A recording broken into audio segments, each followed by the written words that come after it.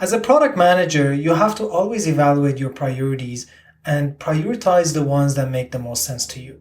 Now, how do you prioritize how to build a product or what features to build is one of the questions that you're sometimes asked during a product manager job interview process. The purpose of this question is to really evaluate your ability to deal with various priorities, deal with people pulling you in different directions, and still have a meaningful way of consuming all this information, all these instructions and all these requests, prioritizing them and execute efficiently. This question sometimes applies more to a job interview for product managers that are existing product managers. If you're an aspiring product manager, chances are that you won't be asked this question because you just are not currently a product manager to be able to say how you would prioritize. But make sure that you're able to answer this question, at least talk about how you prioritize your own work. If you've already reviewed my product design and product improvement questions answer framework, you've already probably got an idea of how to answer this question, but I'm going to go into a little bit more detail here.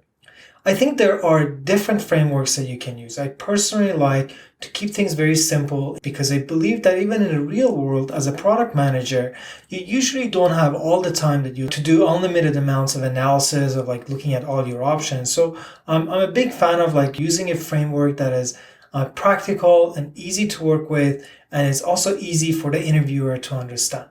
So for me, there are usually a minimum of 2 criteria or a maximum of 3 criteria for evaluating my priorities that I would consider. I don't want to make it too complicated. We have limited time to answer during the interview.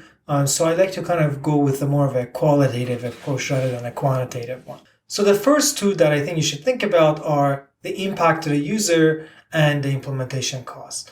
And when you're trying to rate the impact to the user, think about all the things that matter to the user, whether it's the number of users that are impacted, the significance of the impact, the frequency of the benefit, and all that stuff. So it really, the user impact really encapsulates all those things.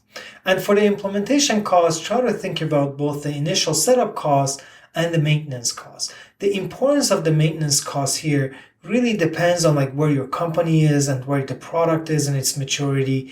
Perhaps if you're a smaller company and are looking for product market fit and you're running a quick experiment, you're not so worried about the maintenance cost because you will address it if you find the right product market fit. But if you're dealing with a larger company, it's important to pay close attention to the maintenance cost because you might have to find a way to secure basically resources for that extra maintenance cost that you would need on an ongoing basis. So make sure that you give both initial setup costs and maintenance costs proper weight depending on the state of the product and the company that you're dealing with. Now, the third criteria that you sometimes have to consider is the value to the company. I think that in many cases, such as Google and Facebook, when you're dealing with a consumer product, an existing user base that is in billions, that is not so important. The reason it's not very important is that if there is value in the product that you're building and in what you're prioritizing, the company will find a way to abstract and take some of that value for itself and generate profit and revenue from it. Now, if you're dealing with a new product or let's say B2B market, this might matter more because you're either catering to a new segment of the market or you're testing a hypothesis within the company. So if you're being interviewed for a larger consumer product company, I think you can go with the traditional 2 criteria of user impact and implementation cost. But if you're dealing with with not a big consumer product company, you should consider the third one, which is the value to the company. Now, in terms of how you rank them, I think just go with low, medium, high for each criteria. I like to keep things very simple and easy to follow for the interviewer. And when it comes to ranking them, if you're dealing with 2 criteria of cost and user impact, is pretty easy.